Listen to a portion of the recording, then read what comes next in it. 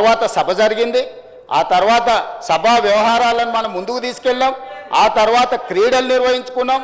ఇదంతా అయిపోయిన తర్వాత రాత్రి వాళ్ళ కుటుంబ తగాదాలు, నువ్వు చేసిన పనికి నీ బ్లాక్మెయిల్ కోసం ఈరోజు నేను కూడా ఇరుక్కున్నా అని కేటీఆర్ గారు హరీష్ రావు గారి మీద దాడి చేయడంతో ఈరోజు సభను జరగకుండా చేసి ఏదో ఒక రకంగా దృష్టి మరల్చడానికి వీళ్ళు ఈరోజు కార్యక్రమం తీసుకున్నారు. అధ్యక్ష, దయచేసి నేను విజ్ఞప్తి చేస్తున్నా హరీష్ రావు గారికి, కేటీఆర్ గారికి, అక్కడ ఉన్న సిన్సియర్ కొద్దిమంది సభ్యులకు కూడా ప్రభుత్వానికి సహకరించండి.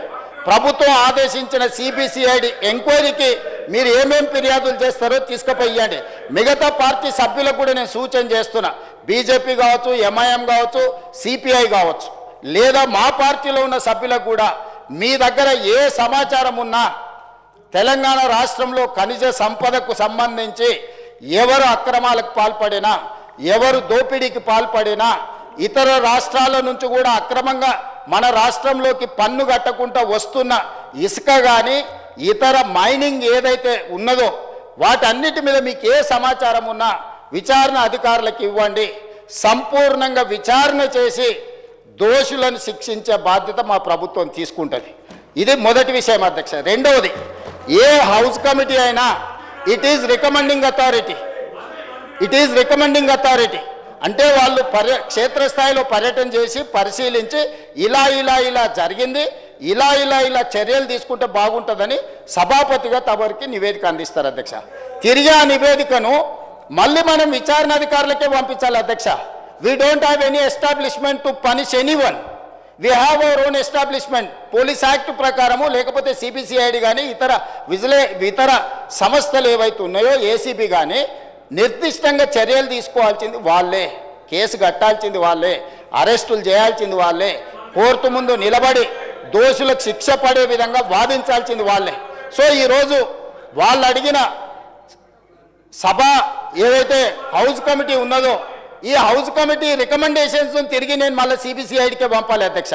తమరు పంపాల్సింది ఎవరికి? సిబిసిఐడికో ఏసీబీకో ఏదో ఒక ప్రభుత్వ విచారణ సంస్థకే ఇవ్వాలి, లేదా కేంద్ర ప్రభుత్వానికి సిబిఐకి ఇవ్వాలి. సో ఈరోజు హౌస్ కమిటీ బదులు డైరెక్ట్ విచారణకి ఇచ్చినాం. ఈరోజు నిజంగానే ఒకవేళ సిబిసిఐడి మా ఆధ్వర్యంలో ఉంది, ఇందులో న్యాయం జరుగుద్దా జరగదా అని వాళ్ళకి అనుమానం ఉంటే వాళ్ళని అడగమని సిబిఐ కావాలా, సిబిఐ ఎంక్వైరీకి ఇస్తా నేను. మీరు అడగండి. హౌస్ కమిటీ అడిగేది ఏంటంటే హౌస్ కమిటీలోకి హరీష్ రావు గారు రావాలి, హరీష్ రావు గారు రెవెన్యూ మంత్రిని బ్లాక్మెయిల్ చెయ్యాలి, వాళ్ళు ధరణిని అడ్డం పెట్టుకొని కొల్లగొట్టిన భూములను సక్రమం చేసుకోవాలి. ఇది వాళ్ళ ఆలోచన. సిరిసిల్లలో కేటీఆర్ అనుచరులు ఎంతమంది భూములు అక్రమంగా ఆక్రమించుకుంటే కలెక్టర్ అందరినీ జైలుకు తోలిండు, సిరిసిల్ల కలెక్టర్. సో ఈ భూములను కాపాడుకోవడానికి హౌస్ కమిటీలకు వచ్చి మేము ఈ దీంట్లో తప్పుడు నీ మీద ఆరోపణలు చేస్తాము కాబట్టి మీరు మాకు లొంగాలి అనే ఒక ప్రయత్నం ఏదైతే చేస్తారో ఈ ప్రయత్నాలు ఇక్కడ చెల్లవు అధ్యక్ష. ఇక్కడ పప్పులు ఉడకవు అధ్యక్ష, మంత్రాలకు చింతకాయలు రాలవు అధ్యక్ష. ఇక్కడ ఉన్నది రేవంత్ రెడ్డి అధ్యక్ష, భట్టి విక్రమార్క గారు అధ్యక్ష. మంత్రాలకు చింతకాయలు రాలే కాలం పోయింది. మీ ఉడత ఊపులకు భయపడే కాలం ఎప్పుడో కాలం చెల్లింది.